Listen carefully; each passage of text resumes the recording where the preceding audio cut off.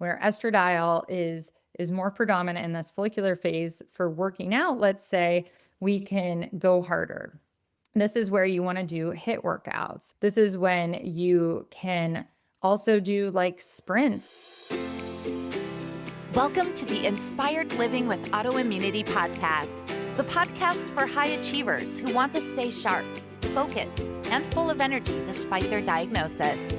With your host, National Board Certified Functional Medicine Health Coach, Julie Michelson, where Julie helps you take your power back from autoimmunity. And now here's your host, Julie Michelson.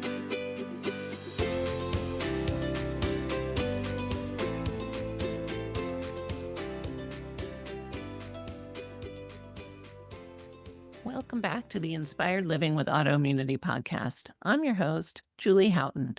Today we're joined by Dr. Jennifer Pfleghaar, a double board certified physician in emergency and integrative medicine, who completed her fellowship at the Andrew Weil Center for Integrative Medicine. Dr. Jen believes that true wellness thrives when body, mind, and spirit are aligned with God's design.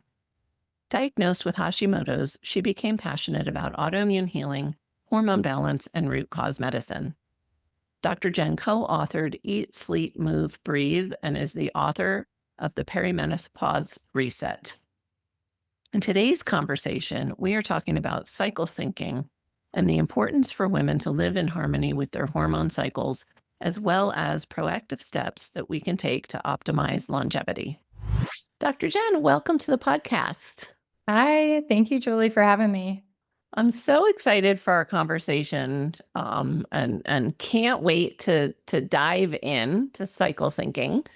But first, for listeners who aren't familiar with you, you have an amazing autoimmune journey of your own. I'd love for you to share your story. How do you go from ER doc to this integrative, amazing resource for all of us? Yeah, well, it kind of took a while. So, and you never know like the seeds that are planted. So I started having some cycle issues actually in high school. And my mom was reading in one of those Women's World magazines, you get at checkout. And she's like, Jenny, I want to ask your doctor to test your thyroid. So it ended up, I had a thyroid nodule. I had all these thyroid problems. I was gaining weight, all of these things. And I had to have a biopsy, which was fine. But when you're a senior in high school, that was very traumatic. Yeah. And yeah, and all these things. So everything was kind of fine and during college. Then I got into medical school and my nodule had grown. Well, imagine that, because the root cause wasn't addressed. While my Right. mom was so good, like being an advocate for me. I mean, she wasn't a doctor or no one was in the medical field, even in my Yeah. home. And it was funny because I knew I wanted to be a doctor, but you're in pre-med. It has nothing to do with medicine. And even your first 2 years of medical school, you're not doing a lot of clinical work. It's memorization, weeding them out, and some grooming by the pharmaceutical companies in there. Another day, another story. But the nodule was bigger. We were in anatomy and I was feeling, I'm like, oh, that's bigger. And I was becoming a DO, which we do osteopathic manipulative therapy. So we were using our hands, getting really good at feeling things. So went back, they did an ultrasound and they're like, this could be cancerous. You need to have surgery like right away. And I'm like, oh my goodness, what? Like my neck's gonna have a scar. And like, I was just a first year in medical school and I was like, what is going on? So I took my final exams and went to surgery that morning. I remember people in my class, they're like, what happened to her? She's not taking the finals. Did she drop out? And I'm like, no, I'm gonna have surgery. So praise God, it was not cancer. And I remember still the ENT came out and he's like, it's not cancer, but it was Hashimoto's thyroiditis, because they do a frozen biopsy while you're in surgery. He's like, oh, it's just this autoimmune disease named after this guy. It's so silly name, and you can't do anything about it. Eventually your thyroid will just die and you'll be on chronic But medication. no problem. Yeah. Well, but imagine I'm a first year medical Oh. student. This is a doctor telling me this. I am all in. I believe it until I didn't feel good. And I started reading the studies about using T3 instead of monotherapy. I remember I went into the office and I was like crying because they were not listening to me. I'm like, I can't study. I'm like, I feel horrible. Like I'm depressed even a little bit because of course they have me on birth control to regulate my cycle too. So this is like common stuff that happens, Yeah. right? So then finally, I probably suffered way more than I should have. Then I start becoming, I'm still just like eating gluten, doing whatever, not thinking about my gut health stress because I'm in the run of it, medical school, residency. So finally It's after like the least residency, healthy thing you yes, can do is go to medical school. yes, Like, stay up yeah. all night. Yeah, and Yeah. we would even have like there's a lot of depression and suicide in residency and that actually happened to a colleague of mine right when she got out of residency and they think that they're doing stuff, you're doing these fun events and stuff, but like you don't have peace, you don't have Right. sleep. It's not we're all drinking to like like quelch our like trauma we're having, like Yeah. if I was reading my Bible, that would have helped. If I was, Right. in Eating well and eating well. Yeah, getting I some mean, sleep and it's yeah. yeah. So I mean, I can see why it happened how it happened. So then I'm out of medical school residency and I'm actually working in the emergency room. I'm starting my family and I start reading about how to optimize my body for fertility and starting a family, off birth control, all this stuff. And then I start reading about gut health and how gut health is connected to autoimmunity and and this was 20 years ago. So I cut out gluten. I start doing all this stuff. Then I start looking into Lyme disease and just more and more root cause stuff. And I tell my husband, hey, like, I think I want to go into integrative medicine and do a fellowship. And I had at that point reversed my Hashimoto's and my Of course you antibodies were did. 0. Yeah. Yeah.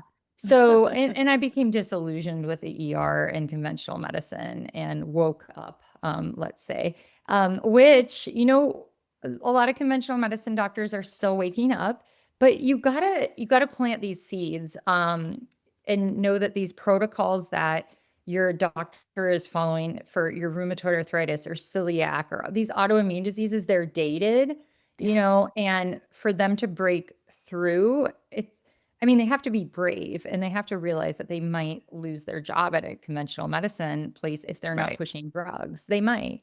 So, yeah, it's been so great practicing the last decade integrative medicine, seeing people actually heal, seeing them not need me anymore, but then maybe needing me just for longevity or hormone care. Yeah. It's been Well, great. Yeah. and I know you must see it all the time because we see it all the time as first, you get them well and they learn and then it's the up level, right? And then it's like, Yes. oh, wow, you know, Yes. Yeah, people, it's the optimizing is the fun part, I it say, when is, it's so yeah. exciting. But I find it even extra exciting when people are starting behind the eight ball in their journey, when they too have been told, you can't heal, Oh, this isn't fixable. yes. And so that's my huge goal is for nobody to ever be told that again. I know how I felt when I was told my RA would only get worse. Mhm. And it just, I look forward to the day, if I'm alive to see it, when people are no longer told that. Right. But there's Yeah. a lot of work to do. But in the meantime, we have you, so this is great. Yeah, and it um, might not happen. It might not happen. You might not go to a conventional doctor and say that your body can heal right, because they don't want that getting out. But it's good. And we're all called names, of course. Like I've had people call me horrible names about how I practice medicine. And I'm like, what I'm doing is evidence-based. And right, you can't, there's studies that show the connection between autoimmunity and gut health and stress and hormone regulation. And, toxins and yeah, yeah, all the yeah. But my favorite is when I have a doctor, I still have patients see conventional medicine doctors. I am not perfect. sure. I We do want too. We're them to not a get the primary test. care. Yeah, Yeah, just use use them for what it's good for, to rule out stuff, even rule out the Emergency. zebras, even though we know. Yeah. Yeah. I mean, if I need emergency surgery, I'm going to a Western trained hospital Yeah. based, I'm Yes, not going to exactly. go get Yeah. acupuncture, But I do think it's funny. You probably get this a lot too. So I have a patient with lupus, which is very hard to control, right? But she's doing so well. Her kidney function is doing amazing because when she came to me, it was kind of struggling a little bit. And her labs look amazing. She feels amazing because one of her root causes was mold Mhm. toxicity. But her rheumatologist, who actually when we lived in Ohio, I had seen him at like a social event. So he knows like who I am. And you think he'd be calling me and be like, what's the secret sauce? Like, what Right. did you do? And I told her, I'm like, I think he has my cell phone number. Like, have him reach out and let's get all his patients healthy. Oh, my phone does not ring. It Yep. never rings.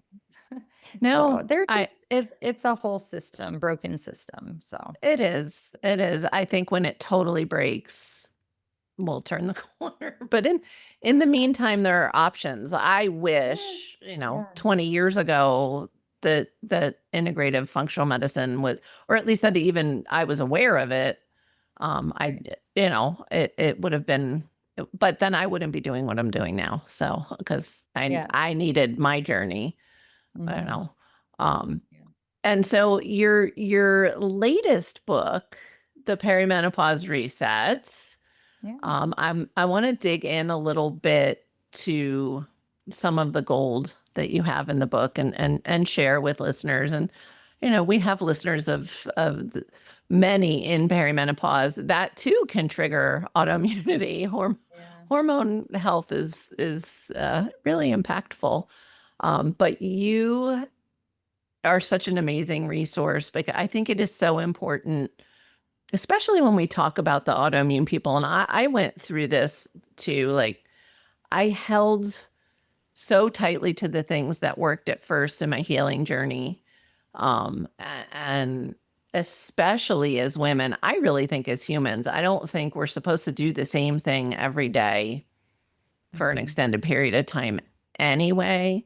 But Right. when we're talking about women who, especially women who are cycling, and I am no listeners now, I'm no longer cycling.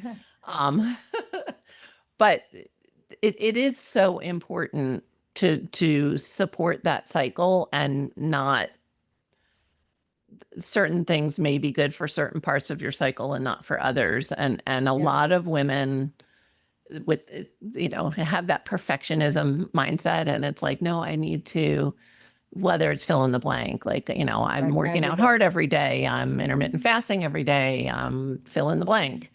Yeah. So take us through a little bit that approach of, or I guess first start with like, what is cycle syncing?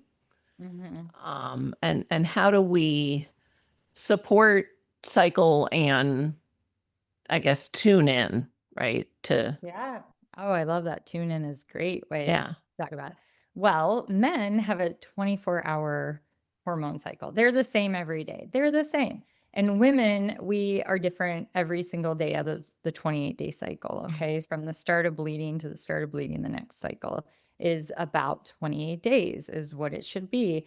And we have different hormone levels of the main hormones every single day. So progesterone, Sometimes it feels estradiol, like minute by minute, but yeah, yeah. Well, and I think that we need to really just, like you said, tune into this. We need to make sure that this is part of our daily routine. Like we know where we're at in our cycle so we can plan accordingly. It's just kind of like when you look at the weather app to see what the weather right. is going to be for the week. Like that's what we Yeah. need to do with our cycle. So for the first half Some of the people cycle, don't even do that. they don't But you plan live the on a weather. farm, some people don't even like plan for that, right? You live on a farm, you have animals. People are always amazed that I know what we're expecting here in Colorado. And it's like, well, yeah, I have to. Yeah, exactly. You have to prepare. Well, and we should know where we're at in our cycles so we can let our spouses know and our kids, they can get like a better idea. So why does it matter? Well, the first and second half of the cycle, we're just going to put in those two categories to keep it simple. So the follicular phase, day 1 is the first day of bleeding to about day 15, which is ovulation. And then the luteal phase, which is ovulation to up until when you bleed again. So basically days 1 through 14 is follicular, and days 14 or 15 through 28 is luteal phase. And the follicular phase, that first half, we're going to hone in on that. That is when your estradiol is more dominant. So estradiol is what basically is pretty erratic during perimenopause. Up and down it can be, but basically it is declining with like these random spikes that we get based on the response to the follicles that are getting lesser and lesser and less robust and less healthy. And then when you hit menopause, your estradiol is flatlined, okay? With sometimes the caveat is you can get some estrogen from aromatization of fat. So sometimes you will still have that estradiol, but for the main part, your ovaries are not making anymore. Right. And then progesterone is more predominant in the luteal phase, and that one just goes down. It's like a sled hill that goes down, as opposed to estradiol, which is more of a roller coaster. Progesterone is just going down. So a lot of the things we see is that there's more of this estrogen dominance kind of picture that is going on. So more cramps, heavier cycles, those kind of things happen, more PMS symptoms. So what we want to do is we want to control our stress through diet, exercise, and how we live from day to day, and keep that progesterone robust as we can and keep it equal and as even as we can in the perimenopause phase. So this is where cycle syncing, we're going to be working with our hormones instead of against them. And kind of like what you said, Julie, we're not going to be doing the same thing every day because our hormones aren't the same every day. And you can even look at some of the big names in the keto world that were like strict ketogenesis 24/7, 365 days a year. They're now going back and saying, oh no, we need refeeding. We need this other thing. And it kind of goes back with like how food was available and stuff Right. when we didn't have refrigerators, which I had to just get a new refrigerator today. And Julie was so gracious with her time because they came right when the podcast was supposed to start. So thank you for Called that. life. Yeah. Well, and that's the thing. I'm entering my luteal phase. So I'm like, I'm not going to get stressed about this. It's going to work. And if we have to reschedule, I'm not going to get mad about that. Right. So follicular phase. Okay. Estrogen, estradiol is predominant. We are more resistant to stress. So stress is anything that impacts our cortisol. So this could be big fluctuations in blood glucose. This could be doing a sauna or an ice bath or different hormetic or hormesis effects. This could be our workouts. So we are more resistant to stress. So that means that where estradiol is more predominant in this follicular phase for working out, let's say we can go harder. This is where you want to do HIIT workouts, high intensity interval training. This is where you'd want to lift really heavy, like really increase your max weights, when you're doing your weightlifting. This is when you can also do like sprints. This is when I run my sprints. You can always tell, my kids can always tell when I'm in my follicular phase. They hear me on that treadmill running my sprint intervals. Yes, yes. We're actually less likely to get hurt in the follicular phase. They did a study on football players in England, so soccer players, professional soccer players, and they had more injury during that second half or that luteal phase of their cycle. And I've seen this in my practice too. I had a younger woman tear their ACL playing soccer. And I'm like, hey, by chance, were you in the luteal phase? And they're like, yes. And I'm like, makes sense. So that follicular phase, that is when train hard, lift weights, push it in the gym, do your sprints to get your VO2 max up, all the things. Okay. So you can really push yourself because you're more stress resistant. This also goes with fasting. So you brought up, some people are just very, I'm only going to eat this. I'm only going to do this. Well, I've seen this time and time again with women. You know what happens. Like we go on the Instagram, the TikTok, all yeah. You go on the social media and everyone's like, I'm fasting and intermittent fasting. I lost 50 pounds, whatever. And they probably didn't. They were probably doing other stuff. But Right. Yeah, because it's all fake. Instagram's all fake. So for most of it. But we want to realize that this doesn't work for everyone and this could stress out your body. So if you are doing fasting, we want to do it in the follicular phase because we don't want to stress the body out. And your body can handle more fasting in that phase. Okay. Now it's interesting though, because we're actually more insulin sensitive during that follicular phase. So we Okay. actually process carbs and stuff better. But I, treating perimenopausal women, know that we care more about stress because this class of women, we are so stressed out, like ages Yeah. mid 30s to mid 50s, anywhere in between that, Yep. depending on your genetics, can be perimenopause. I mean, these women are just super stressed. Like, even if, and I think the crazy thing was when I was in Northwest Ohio, I was treating people in my community versus now when I'm virtual, I can see whoever, Yeah. wherever. Yeah, but these women would come to me and I'm like, I thought they had it all together. Like everything was perfect on their social media. And they're so stressed out, like Yeah. so stressed out and have so much going on. And I'm like, wow, like they are stressed and they're hiding it, not hiding it, but putting on a good front, which Yeah. is stressful too. So I just know from seeing hundreds and hundreds of women that they are stressed out, even if they say they're not or don't look like it. Right. So we don't want to intermittent fast every single day through our cycle. We want to do long fast for hormesis, for the autophagy, for gut health, to mix things up, but just keep it in that follicular phase. And I've seen it with continuous glucose monitors. I had a patient who was actually in menopause and she was intermittent fasting every day because she wanted to lose weight. And she felt fine doing it, but she gained weight. And she came to me and I'm like, let's put on a continuous glucose monitor and see what's going on. So she was getting a big glucose, which is insulin spike, stress spike in the morning, every single morning. So her body thinks she's stressed every morning when she's intermittent fasting because she's doing it every day. starving. Yeah, she's doing it every day. And then she's gaining weight because her body's like, nope, I'm going to Got to keep it. keep it. Yeah. Yeah, yeah. So she just from eating a healthy breakfast and being more consistent, lost weight, like increasing her calories. I And she love dropped that you said stress that levels. because I Yeah. see that all the time. Yeah. Starving yourself. Or she at least felt well. Or I have women that are like, I know I need to be doing this I'm going to do it. But I don't feel well. And I'm like, whoa, Pushing like through it. Yes. Yes. if it, Well, yeah, we see and this what with worked a few years training. ago may not work now. Like Right. Yes. we're Yes. always Yes. Mhm. evolving and changing Yes. um, Well, yeah. and that's a great point. In perimenopause, I'll have women come and they're like, I did the things I always did. When I would We're gain not weight, I would do working. some HIIT workouts. I would go extremely low calorie, low carb. They would do all these things. They're like, and it's not budging. And I'm like, well, cortisol. So if you're already more stressed because the season of life you're in, you're stressed because your hormones are changing, then you are going to hold on to that weight more. And no, we have to lean into our cycle. So another like cushion that women in perimenopause and menopause can kind of put as a buffer for eating and whatnot is weightlifting and gaining muscle mass.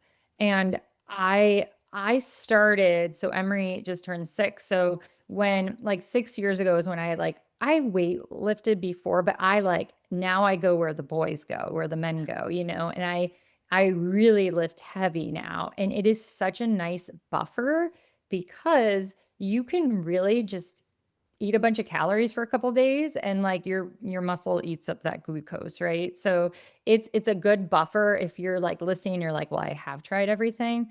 Have you tried lifting really heavy and also giving the body the protein and amino acids to build muscle and lift heavy, but don't start it in your luteal phase. If you're still cycling, start a new workout in your follicular phase. Start a new, you know, lifestyle eating. I don't want to call it a diet, but if you want to add Right. more protein or try carnivore, that's really trendy. Carnivore.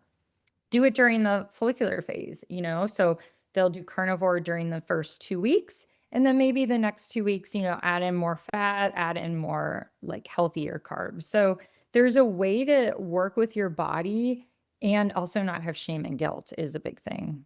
I feel like, Yeah. like, oh, I messed up. And it's like, no, your body's okay.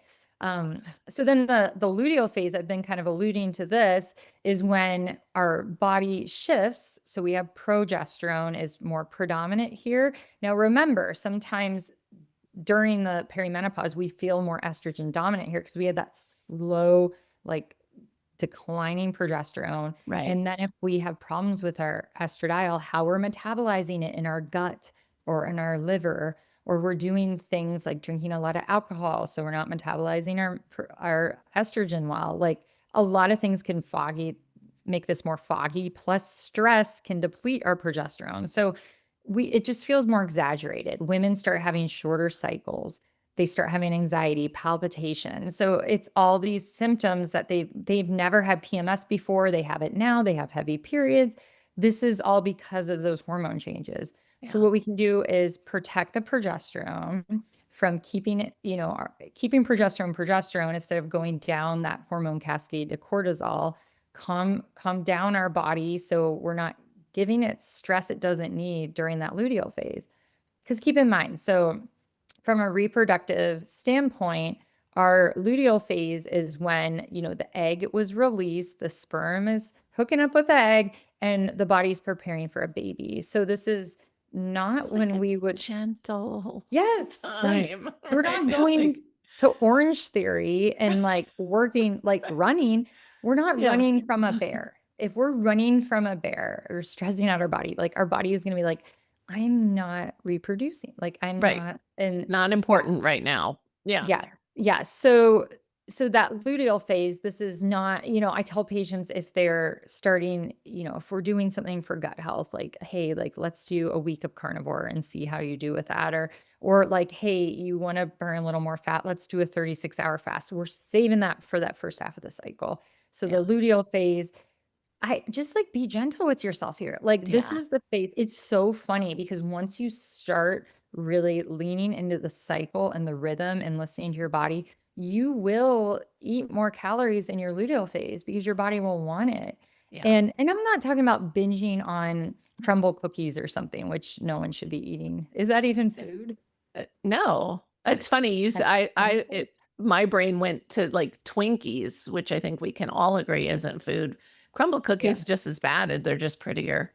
I feel like crumble cookies are the new Twinkies from like when They we were, yeah. are. They come every once in a while. There's one that's not far from the clinic, and their sales rep, like what cookie company has a sale? Like they'll come and bring a box of cookies, and I'm like, we're a They functional medicine clinic. We don't They want probably work for like that. a diabetes company or something, like a medication. Probably. They probably do. It's They're awesome. probably like, hey, like if we can't get the patients, let's get the workers there. Anyway, that's So awful. But it's yeah, we're funny. not talking about like eating that kind of stuff. Because if you're No, craving but maybe more sugar, sweet potatoes and butternut squash, and, like yeah, good real yes, food, yes. but maybe some Or little more like carby. some Yeah. tallow fried something, like, Oh, yeah, yeah. like we can, but this is the thing, like, oh, actually what I really like. So, my kids always know, cause I'm like, let's make popcorn, after dinner. And because I've tested popcorn with a continuous glucose monitor, I do really good with it. Okay. So we put like extra grass-fed butter, Redmond salt, Pluck seasoning, which is like Yeah. orgeat. Oh, Yeah. yeah. Yeah. Mm. It's so I good. do And I that on tested it. with pop sorghum because I can't do the corn, Yeah, but yeah. See, I we do well with sometimes corn, which is need, surprising. yeah. Yeah. Well, which is great. Good for you. Yeah. Well, you'll have to send me that other recipe though. That's interesting. Pop Yeah. sorghum. It's good So, stuff, but it's cute that because your family is keyed in onto yeah, well, like, it was even so funny and even just more calories, even more protein. Like I was visiting my parents like when they were down in Key West and I'm just like, I need more protein. My dad's like, you're eating a lot. And I'm like, yes, I'm in luteal phase.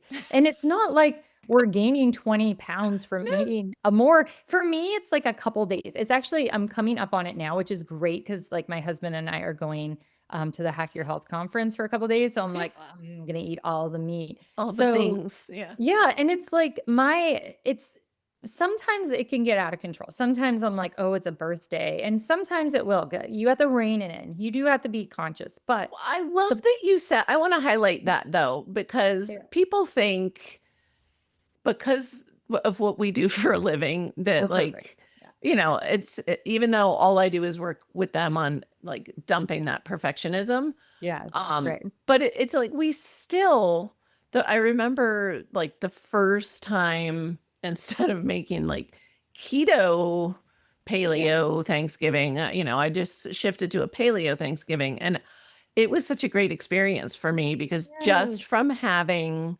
some of the, well, it was delicious, but just from having some of I made them, I know they were clean, desserts. It was enough to like, it woke up my sugar dragon. And like, Mhm. so Yes. we Yes. still have to course correct sometimes and just Oh, yeah. catch the like, okay, Yeah. you know, Yeah. It um, was it was still funny. human. Yeah, we are. It was funny. We were at like I was at a church retreat and someone to the fire, they brought, have you ever had, it's like peanuts plus candy corn and it tastes like a payday? And it's Oh, like, no, but it's but just peanuts and candy. Now, if it was dye-free candy corn, no fructose corn, that would be better. But this was well, and probably not made bad with for me. corn syrup and, Yeah. I mean, it was bad. but We knew it was bad, but I wasn't drinking alcohol because alcohol is bad on the liver too. But we were just at the campfire and my yeah, friend who I've only known since February, since we met there, but she looks at me and she's like, Jenny, are you okay? You're eating like a lot of that. Like, are you going down the rails? They were like worried do about we me. need an intervention? No, she was like, and I'm like, no, I'm like, I'm just like, I'm luteal fit. Like, I think it was on my period. So I was like the right end of it. And I'm just like, I just like want this right now.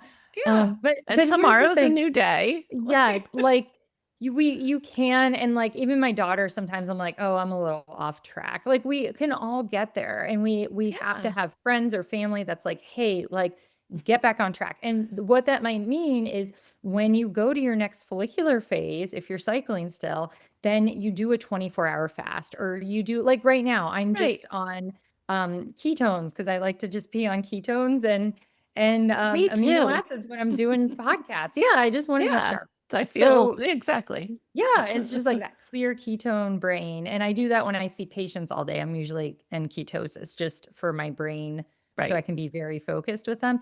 But that's the thing. We can't be like so bent on the rules that like it's stressing us out, right? So back to the luteal phase, like you're going to eat calories. Your body is actually demands more calories during this part. You are more like insulin resistant. Which, you're like, you're adding carbs when you're insulin resistant. Yeah, it's just how your cycle is, but we want to balance that with the stress aspect. So if it was different, if we had a 24-hour, hormones, that would be different. But like the cortisol is just such a big problem with women. I'm constantly telling them to activate their parasympathetic system. Like you're gonna have stress, but how are you managing it? Are you praying? Do you have peace? Like it's like I don't want them to be stressed out by food during their luteal phase. So this is where it's like you're gonna rein it back in follicular phase because you're Mhm. gonna be more able to do that. You are gonna it's your body, it's just gonna gel with it as opposed to fighting it during the luteal phase.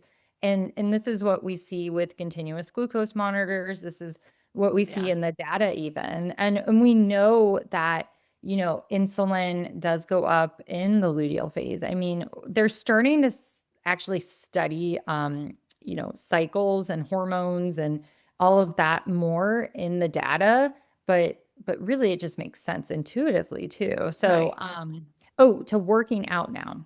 So what do you do in the luteal Yeah. What phase? do you recommend? Obviously, we know not hit, not Right. necessarily lifting your heaviest. So what's Right. that balance look like? Still weightlifting. It's still the same I knew amount of you were going to say weightlifting. it. Yes, still weightlifting. But I mean, you are not going to be as into it. Like you're going to be like, oh, I have to weightlift. So do a shorter session, do lighter weights with more reps.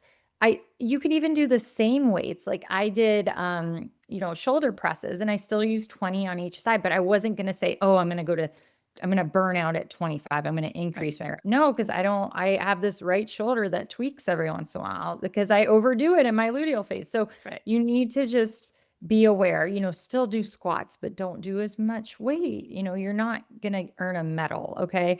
So just chill out a little. And then mobility exercises. This is when you can walk at an incline, walk with a weight vest, just listen to your body.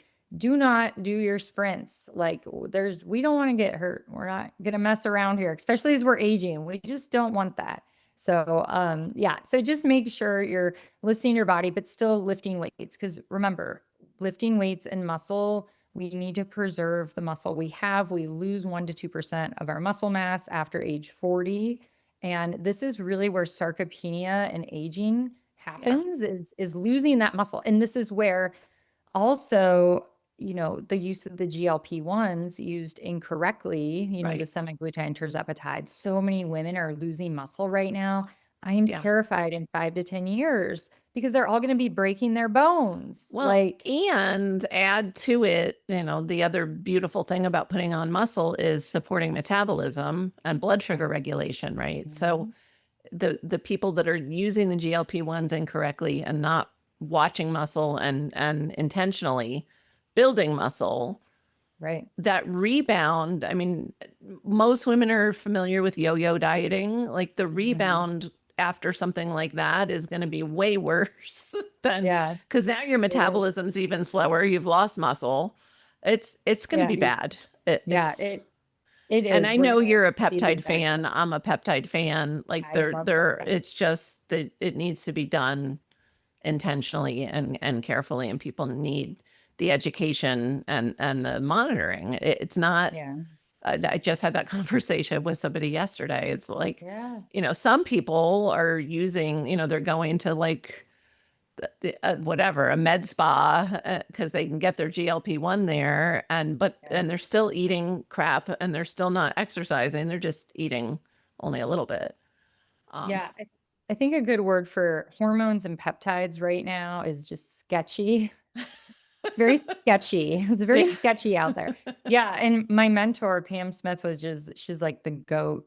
Dr. Smith's like the goat of hormones, but she's not on like social media and stuff. Like, Right. and I feel like I need to just do this so people Right. don't That's get my hurt. husband. He's been doing it for 20 years, but he's in Right. the clinic. He's not Yeah. on social media either. Yes. Okay. He's And that's the thing. Like I might only see like patients 2 days a week, like since I had my last kid, because I put it down to that. But like yeah. I am still like, we need time. You need time to see patients, to study, to read the studies, to Yeah. still Learn. go to conferences and be Mhm. with colleagues. Now, a lot of the people that are the big faces or all the time, you see them on all the podcasts, they're writing books and you see them all, they're not They're seeing not patients anymore. practicing. Yeah. Mhm, It's mhm. it's thank Yes. you for that. That's Yes. Well, that's even like yeah. our Surgeon General is not seeing patients. And Yeah. like and here's the other thing. If you see someone come out of nowhere, like nowhere, there's money behind that. And I'm Right. seeing that with the hormone stuff right now. I'm just sitting back and I'm like, okay, Yeah. okay. There's a Yeah. lot of so yeah, you have to use discernment. I was joking. And I'm from also, New Jersey. I'm skeptical always. yeah, Like I think it's okay to be. good.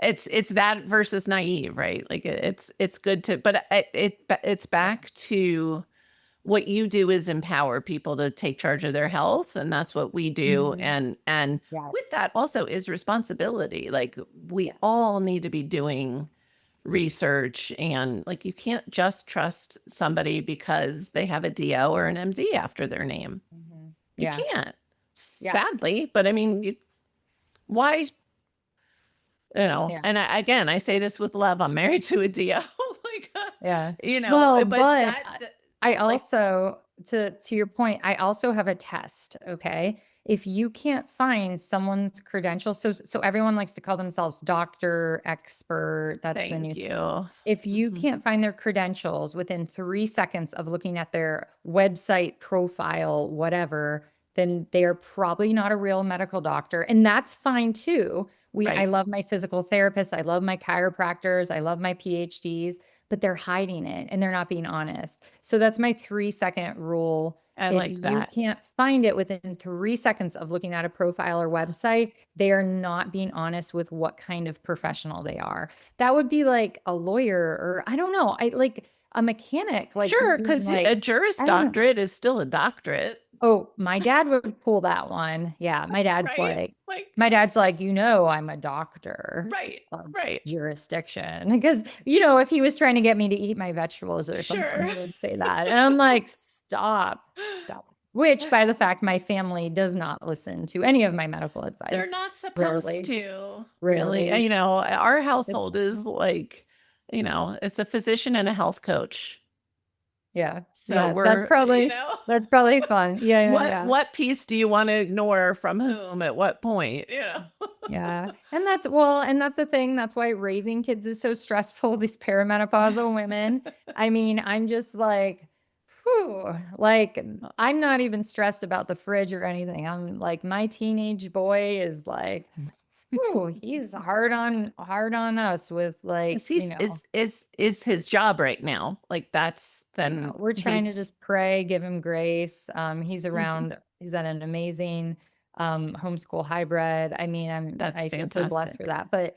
But yeah, it is the time where there is stress. So It yeah, is. but that's why I really do like the cycle syncing. And then for perimenopausal women, you're not supposed to like what we've been talking about. You're not supposed to do the same thing every day. Maybe you could do it with like the moon. You could pick, every moon cycle, you do a 24-hour fast or something like that. So you need to mix it up too and play around with your eating windows. Make sure you are having times where you are just eating carbs and it's this fast and famine and this or the feast or famine. And that's what they Yeah, used to do. They used to have these big feasts, but then not eat for a couple days or right. not eat a lot. So we need to kind of go back to that and applying like a little bit of stress or hormesis, like fasting. And if you're perimenopausal, that is good at times, but I'll use this as an example. So I was a big fan of cold plunging, Mhm. big fan. Got me through some really like I was a little bit stressed, like minor stress, like really good for me. When we moved, when we knew we were moving and it was very stressful, I stopped. I stopped. I haven't cold You plunged have for enough like a year. stress. Yeah. Yes. So it's like you can push it a little bit too much. So just like if you're sick or have a fever, you're not going to run a marathon. So you need Yeah. to realize that hormesis is great and we need that to push our bodies at time. But if you're under a lot of stress, that could make things worse. And then that can lead to autoimmune disease if we are pushing too hard. So I want to actually get back into cold plunging. I need to get it set up. So Yeah. But I love that you point that out because even that, we're talking about women and sinking, and that's important. But timing, it's even for men, like if they're lifting and trying to put on muscle, they need to time their cold plunge. Like Oh we yeah. need to Mhm. understand the physiology of Yes. what we're Yeah, doing. we can talk about the data behind that. So cold plunging, you don't want to cold plunge right after like a big leg day or you're working out because that can actually affect putting on muscle. So Yeah. if you're gonna have a muscle building day, then you're gonna have to cold plunge a couple hours apart from that. So Right. I think that's also interesting because you don't want to be doing all that work. And then And then blunt the yeah, response blunt that the you're going for. response. Yeah. Yeah. So I So want to underscore, and you said it, and you said it, and I've heard you say, I know the answer to this, but I have to tee it up anyway. Who mhm. should be lifting weights? Oh, everyone. Every Okay. woman. Yes. Perimenopause, even younger, because we're seeing so much PCOS and polycystic ovarian syndrome, which is a problem of, it's a metabolic problem. Okay. Yeah. And insulin resistance. So we're seeing so much insulin resistance and really aging. Every day as we sit here, every minute we're getting more insulin resistance. It's part of aging and it's that balance. And this is why metformin used to be the original The biohacking anti-aging medication. drug. Yeah. Yeah, because it helps with the insulin resistance. And I mean, we could go into mTOR and stuff like that because it is a process of, you need to build muscle plus, but that stimulates mTOR, which increases aging versus, fasting, which decreases mTOR. But this is why you work with, someone like us and you come up with a plan. And this is why we don't eat all day or work out all day to stimulate mTOR all day. And this is why we can incorporate fasting during certain times of our cycle to reduce stress, but get the benefit. So Yeah. it's pretty beautiful and amazing how our bodies are made. So It I think is. we And work with it. like if you take the step back and you listen to this conversation, it comes back to how we were designed, Hmm. right? And modern day times, we live so differently than we did when we were feasting and then fasting, right? Yeah. Unless we're being intentional. And so it's the same thing, working with the cycle. And yes, now we need to compensate. When I was taking care of the horses on the farm and doing all the physical things, I was lifting heavy things. I was stacking hay bales. I was doing the stuff, right? Now that I'm at the clinic, I have to actually intentionally create different workouts because my days look different. And it's the Yeah. same. It's like we're living longer. We're living in a different kind of environment. We need to be intentional Yeah. We really to do. protect through aging. Um, so do you have tips for this has come up things like come up in patterns Hmm. for women that are listening that are perimenopausal or, just still cycling, but have had a hysterectomy because those women tend to forget that they're still cycling Right. because Hmm. they're not bleeding. Yeah. Do you have any tips for how they can like track, tune in, pay attention? Any Hmm. tricks for them? Yeah. So it'd probably be easier the later you get in perimenopause, maybe. So with some of the like changes of, maybe the pelvic floor feeling heavier, stuff like that, possibly. But you can still, because you're still cycling, you can still kind of feel it. So Mhm. I'll have women kind of um like work around that. Like if they're like, oh yeah, like I'm really irritable right there. I'm like, okay, that's probably your luteal phase. So let's Track. Yeah. track that and see. You could also you could do testing. You could do like saliva testing where you check it like Hmm. within 30 days. You check it like every 4 days and stuff. There's lab companies out there that do that. You could also even though we don't ovulate every time when we're in perimenopause, sometimes we skip and then or sometimes we ovulate twice. You could track your LH surge and then get a better idea and then just keep tracking it where your LH would be like that's the trigger ovulation. So that's the strips that women wear when they're trying to get pregnant. So you Right. could buy 100 of those off Amazon and just track it that way. But same thing, you would want to still cycle sync It's because important. That's why Mhm. because And they people might need tend to discount it. progesterone. Yeah. Yeah. They might need Yeah. progesterone support. So, I mean, that's happening. A lot of women that I see, I've seen, a handful of women that they've come to me because they were told they needed a hysterectomy. And then we got their estrogen Right. metabolism figured out and they were able to keep their uterus. And that's another thing. It's like a big pet peeve of mine that Pull it that out. I just don't, I just don't understand why doctors think taking out organs fix the problem. It doesn't. It, Gallbladder, yes, uterus. yes, You don't but need like the them. hormones, I try to explain to women, I'm like, look, like you had to have a hysterectomy. That should be a red flag that we have to work on your estrogen metabolism because Right. you still have breasts. And like, we Yeah. don't want an estrogen related cancer. You Right. have an estrogen You excess, don't you want end to up just metabolism. take away parts as the problems I can't deal with arise. it. Yeah. Well, and that's the same with if we look at all the fertility treatments and IVF, it's like, Mhm. no, like you're not fixing How the about problem why?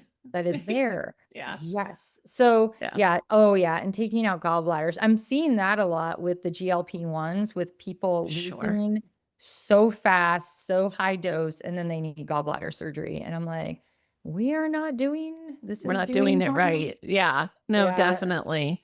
I'll throw in one more little non-scientific tip for women, but I just wanted women without a uterus to really realize that this is still for them. This Mhm. conversation, you don't need to Very have to good. buy feminine hygiene products to to Yeah. tune into this conversation. And I like the where you started. It would be where I would start too. Is the track Mhm. it, like pay attention to patterns, Mhm. because there's probably a pattern, even if, like you said, sometimes it's not totally consistent.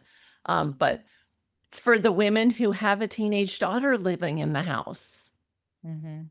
those cycles tend to sync too. So where is Yeah. she in her cycle? Does that Yeah. line up with what you kind of think you're experiencing symptom wise? It can be an easy cheat. And there's so many different trackers you can use Yeah, that are or you could free. track your temperature if you have a Yeah. wearable. So that would be another thing, like an easy way I forgot to mention. So Yeah. yeah, No. definitely make sure because you still have the hormones going on. Your hormones are still being expressed in other tissues in your body. It's not just about the uterus. So and have no shame that you got your uterus out. It happened. It's done. So now Right. let's move on and learn and get things better. Because Yeah. yeah, it's very hard when women when they get the partial hysterectomy and they're just like, oh, everything's better, but then they're still having all the bad symptoms Right. minus the bleeding. And Right. yeah, and then sometimes they'll do a total. And then I've seen this more times than not. They'll put women on estradiol, but not progesterone. And I'm like, oh my goodness, what is going Unopposed estrogen. That, yeah. And well, it's still, if you read the new FDA report, it's fine. It's fine in there as long as they don't have a uterus. And I'm like, oh yeah, because we just don't need progesterone anymore for for breasts or any of our other, anything or yeah, brain. So it's like I said, it's sketchy out there. It's the best word. it I think is. And that might be my word of 2026, sketchy. I'm just kidding. That's that's a negative word. Maybe it will be shrewd. We need to be shrewd oh, well, and again, it in a comes good way. down Shrewd as to a snake. the But anyway, responsibility. And again, most gearing at the physicians right now, you know, I don't know of anybody who got into medicine for any other reason but to help people. Right. And right. so we have to understand the training. Like, and I just had this week. Well, my guy, and my gynecologist said this, and I'm like, "Oh, your gynecologist probably doesn't know a lot about hormones." Sorry, like Mhm. it's rare. So we need to take the time to do our homework and find the right people to support Right. us, Yeah, and 100%. get Jen's book, read it. So that Yeah. but that's the thing. I think the difference there it is. It's so beautiful. The perimenopause reset. I love the colors and but it all comes down to us, right? So we need to read, we need to learn, we need to research, Yeah. and then when we need support, find the right person. Yeah, Um, absolutely. yeah. So we're at the point where listeners are leaning in because you've already given us so much amazing gold. Mhm. But what is one step that listeners can take starting today to support their health? Yeah, I would say make sure you're spending time in the parasympathetic state. So breath work, meditation, prayer. So that is throughout the cycle. So really Not just focus. for half. Yeah. Yeah, it's and like we were talking about earlier, like, I go out and I take care of the animals and give them feed and get that early morning sunlight and just ground basically and be in nature. So just make sure that you're spending that time and not making excuses for to not do it Yeah. because it will catch up with you for sure. Amazing. Yeah. Jen, thank you so very much. Where can people find you if they're like, oh my gosh, she is amazing? I know because if they're just looking for your name, they may not find you on in all the places. So where's Yes, the it's best hard to place? spell. It's hard to spell. So you can go to Dr. Jen book, DRJEN book, or Healthy by Dr. Jen. Those are my two websites. And then if you want to hang out, I'm on Instagram, Integrative Dr. Mom, Integrative DR Mom. And I also have a YouTube that I'm trying to put longer videos on there. And I'm just putting up videos of the farm too, because it's kind of Nice. ridiculous that we're trying to do this. Lots of funny stories with that. But yeah, I'm here. I do see patients virtually, and the book is really just something that I pray it will Everybody help needs. women. Yeah, my goal is to help like 500,000 women because there's like 7 million women in perimenopause. So we gotta Wow. Just help think that because of they're struggling. the world to be a better place too. Like it. If we We'd could, be more balanced. if we could get the perimenopausal women out of that constant stress state, Yeah. yeah, just think of Yeah. that trickle down. It would be amazing. Yes. Yes. Yeah. I mean, and really we should shine in perimenopause. So Yes. it should be, I have more energy now than I did in my 20s. Like Yeah. we know more, we're wise. So yeah, get wisdom and feel good. So I love it. Jen, thank you so much. I so appreciate the time. I'm glad that we were able to make it all work. yes, thank you. And I look forward to hopefully having you back in the future. Sounds great. Thank you so much, Julie. Have a good day. You as well. For everyone listening, remember you can get the transcripts and show notes by visiting inspiredliving.show. I hope you had a great time and enjoyed this episode as much as I did. I'll see you next week. Thank you for listening to Julie Michelson's Inspired Living with Autoimmunity. Did you enjoy this episode? Please like, share, and subscribe wherever you listen to podcasts. If you'd like to get a transcript of this and every other episode, just head on over to inspiredliving.show or click on the link in this episode's description. There, you can also find everything we discussed in this episode, including links and information about our guest. You can even send in your questions to be answered by Julie in a future episode. That's inspiredliving.show. Until next time, this is Julie Michelson's Inspired Living with Autoimmunity podcast, helping you take your power back.